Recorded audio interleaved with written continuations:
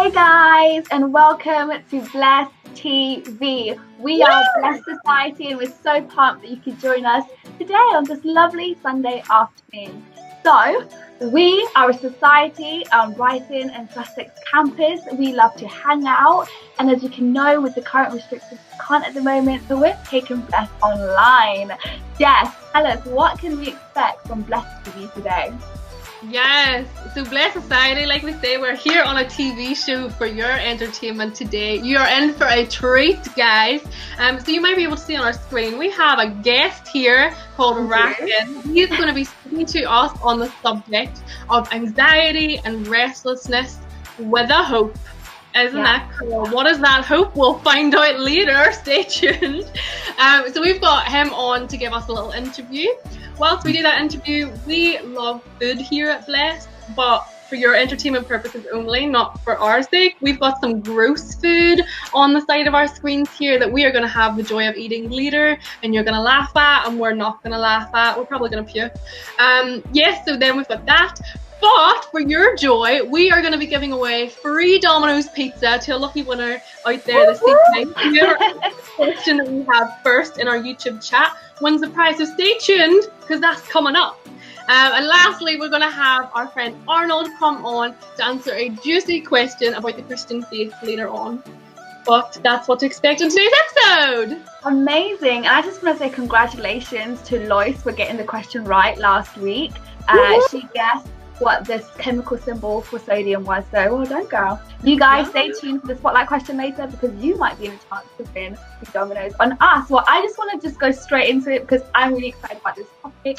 Someone who kind of struggles with, you know, restlessness and sleep as well. So Racken, welcome. Welcome. Tell us a little bit about yourself. Just your name, what you study, just let us know a bit more about Racken. Yeah, my name's Racken, and I am turning 20 this December. I study marketing and management. 2 decades this December, yeah. I study marketing and management at the University of Sussex. Well, that actually transitions us on to the next part of this interview very nicely, Racken, because Racken was telling me earlier that a part of his course, he had to find out something about Marmite. What was it again, Racken? It was something about Marmite. Yeah, we were supposed to discover the viability of Marmite just to see how successful it would be in countries outside of the UK. So I thought I would just buy some Marmite myself, you know, and it was possibly the worst decision I've made in my entire life. It's great. I may have to. We are going to use that Marmite. We're going to use some other gross foods that we've gathered in our household, and we're going to play a game of card food roulette. Working title. Well, we'll go with that. So I've got a deck of Sports Direct cards, not sponsored, here, and what I'm going to do is draw a card. If it's a red card, we have to eat something gross. If it's a black card, we eat something nice. Here we go. Dun, dun, dun, dun, dun, dun, dun, dun, dun. It's a red card. Racken has Marmite. Chris, what's your gross food of choice? Green Thai curry paste. Like the paste itself. I'm gonna go with a spoonful of red wine vinegar. Bottoms up. Okay. I'm nervous. Okay. Here we go.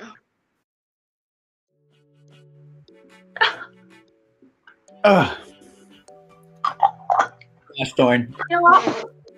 That's bad, but not as bad as I thought it was. No, it's bad.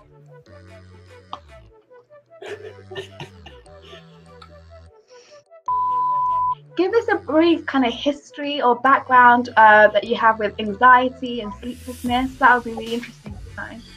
Yeah, so I've always been super anxious, even since I was a child. I mean, even starting school, I had some pretty bad separation anxiety, you know?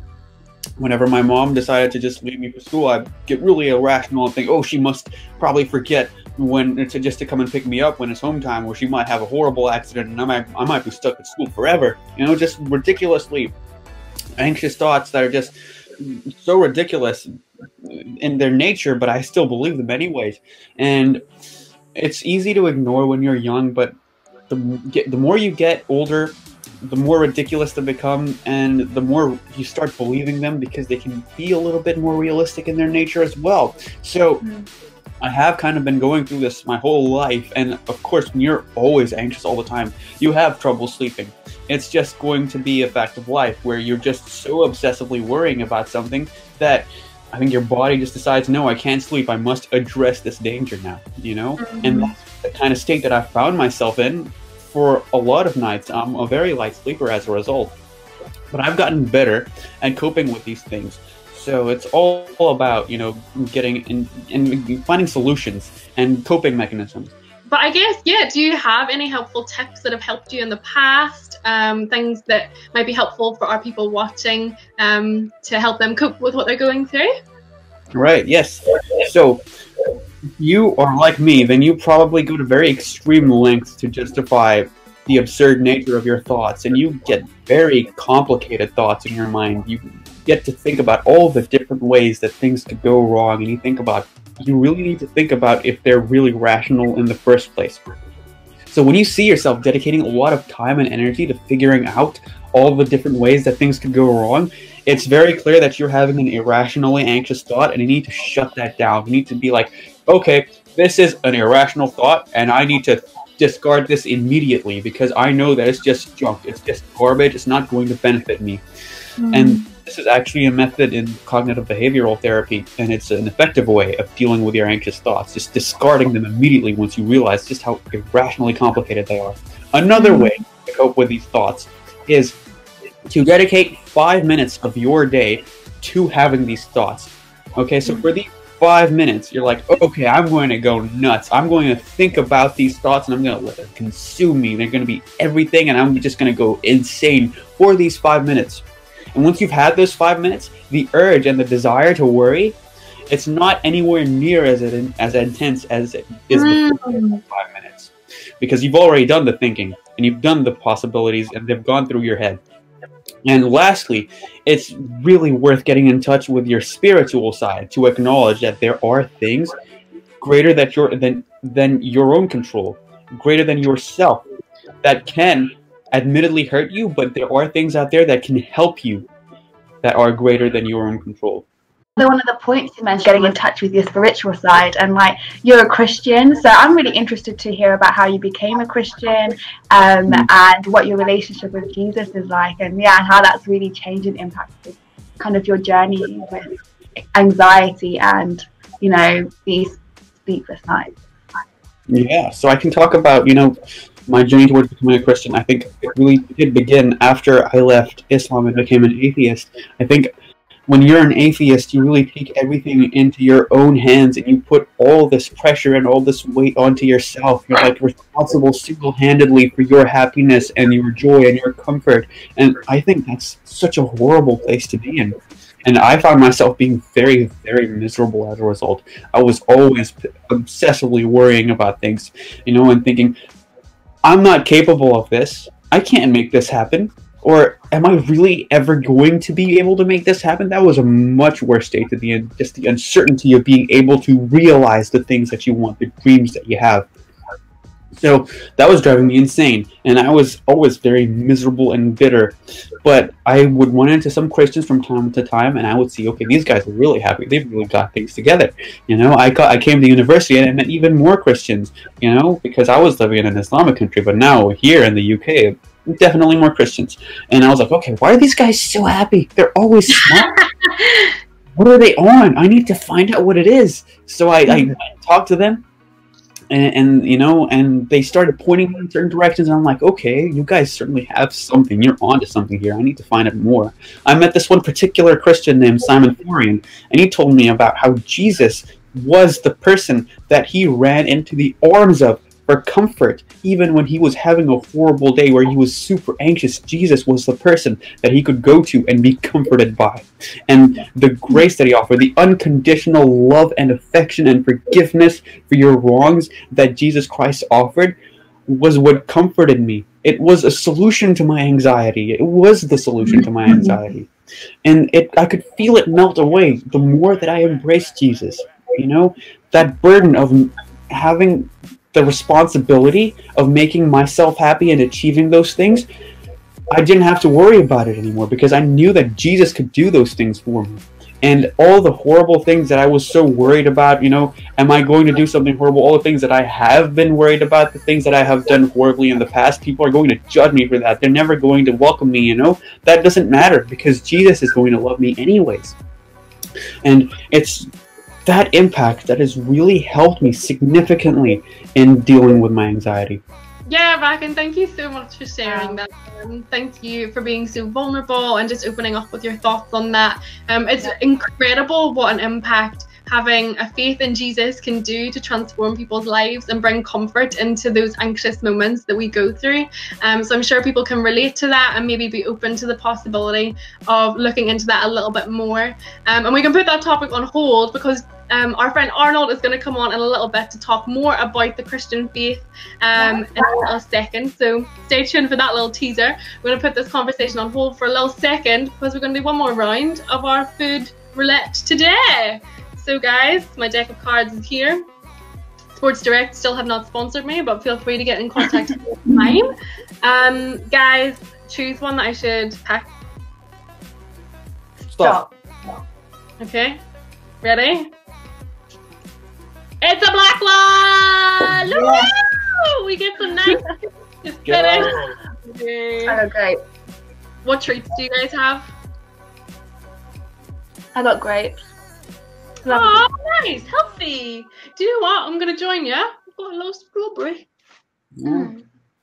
I've got a banana that's about to go bad, but yeah. We all got fruit. Eat your 5 minutes. Well, guys, we're now going to go on to the next segment in our episode where I ask you a spotlight question and you get a chance to win free Domino's pizza on us. Woo! How this works is I'll ask the question and the first person in the YouTube chat to type in the answer will win. So I'm gonna ask now. What is the name of the purple Teletubby in the hit TV show Teletubbies? The first person to answer this question in the chat, we'll be monitoring it anyway. We'll contact you and you get a chance to win Domino's. Woo. And as Jess was saying earlier about the Christian faith, you know, maybe you're not ready yet to commit to being a Christian, but you are considering the questions of the Christian faith. So we've got Arnold who's going to answer a question about the Christian faith, and he does this every week. So if you're really interested, you can go back and watch our previous episodes and catch up. But over to Arnold now as he answers the questions for this week. Hey everyone, really good to see you. Thank you, Christina. And I am here for our 5-minute segment to talk on another topic or another question that people are asking regarding Christianity. Now, here is one question that I hear a lot of people asking. I'm sure you might be asking as well. Is Christianity the one true religion? And that is probably also asking things like, is truth objective? Don't all religions lead to the same thing? Like, what is actually the truth? So let's start off with the question of whether truth actually is objective. I mean, that's a big statement, right? It can come across as quite arrogant that Christians are saying we are true and everyone else, every other worldview, every other faith is not true. But can we make the statement that there is a truth and that truth is objective? You know, when people say, no, actually, truth is subjective, my truth is my truth and your truth is your truth, the ironic thing there is that they're actually making an objective truth claim.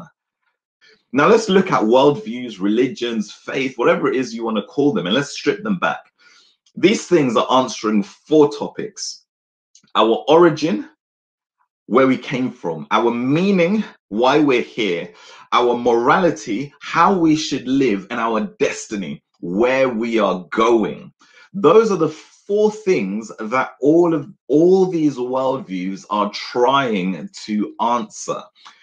And a lot of people think that, well, all religions basically lead to the same thing. Everyone's on this mountain, just from different parts of the mountain. They're all going to the top. They're all going to meet at the top because it's the same place. What you're ultimately saying is that all religions are fundamentally the same. At their foundation, they're the same, but superficially, they're different. I want you to turn that completely around. Most, if not all, worldviews are fundamentally different. And maybe at best, you might find some superficial similarities, nothing the same, maybe some similarities you might find there. For example, we just literally heard from Raki, and he spoke a little bit about his faith, right? He went from Islam to Christianity.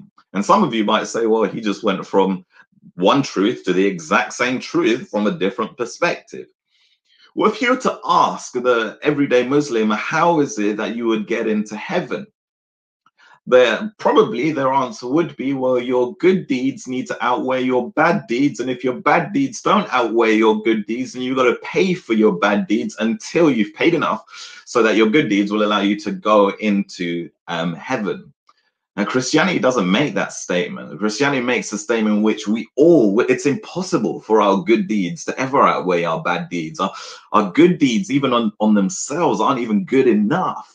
But we need somebody to save us so that we can be in heaven in a relationship with God. You look at pantheistic worldviews, Buddhism and Hinduism, and they make statements of birth and rebirth, and your rebirth is a payment from your previous life. And at the foundational level, we are different. So Christianity is justified in making an exclusive claim, because if we are counted as arrogant for making claims of exclusivity, everything is counted arrogant as making claims of exclusivity. Is Christianity the one true religion? Well, I'm going to say yes. And you might say that I am biased. The reason why I would say yes is because Christianity can be tested in history. We're not just making a philosophical claim that is so up in space that you can't really understand it. No, we say that somebody called Jesus actually existed. He died on the cross. And the crazy thing is, we say that he rose from the dead only 2,000 years ago. This actually happened. That's the claim that we make. We say that it answers the questions of origin, where we came from, why we're here, how we should live, and where we're going, in absolute coherence as well.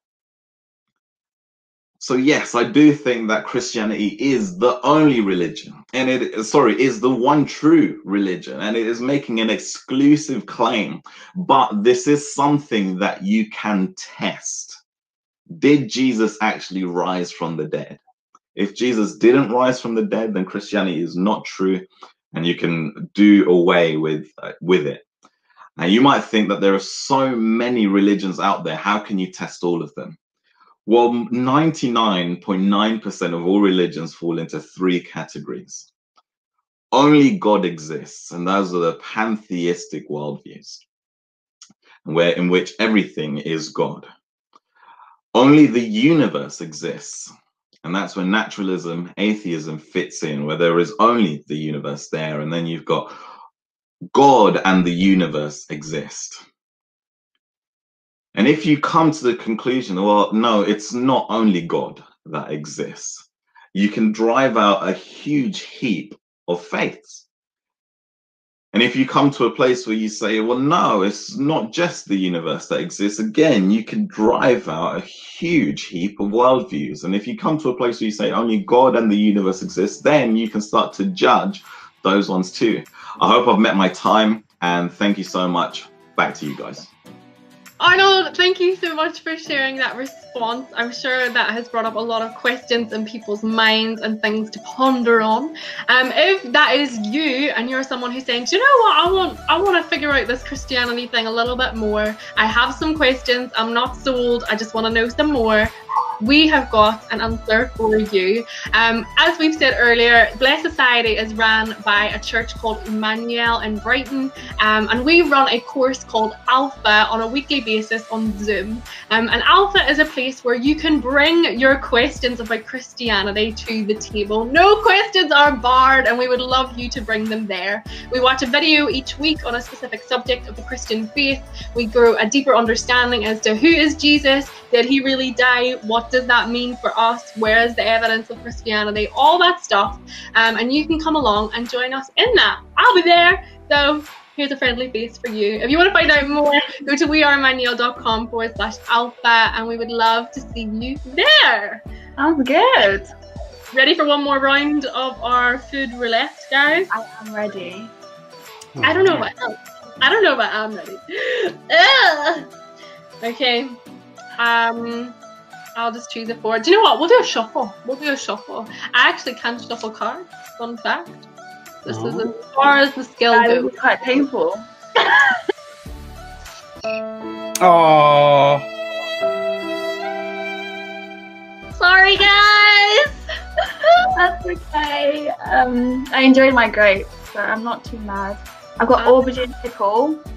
I am gonna eat some butter. I've got fish. I think it might fall if I'm tilted too much.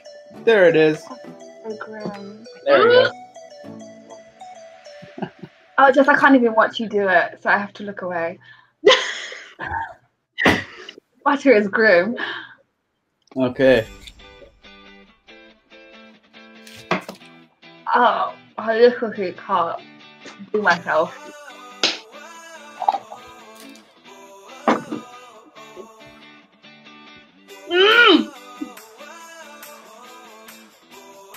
This is interesting. So, if you've enjoyed hanging out with us this afternoon as we've enjoyed hanging out with you, then I'd really love to invite you at 6 p.m. today. You go to wearemmanuel.com/students, and we're going to be hanging out. We're going to be checking church out, listening to some teaching from the Bible, and just, playing some games together. We'd really love to see as many of you there as possible. Whether you've gone to church before, you've never tried it out, anyone is welcome. That is all from us here on this episode of Bless TV. We hope you have enjoyed, and next week we have got Christmas episodes on its way. December is coming. So good. Guys, thank you so much for joining us, and we look forward to seeing you next week on Bless TV. Bye. Amazing. Bye, guys. Goodbye. Have a good one.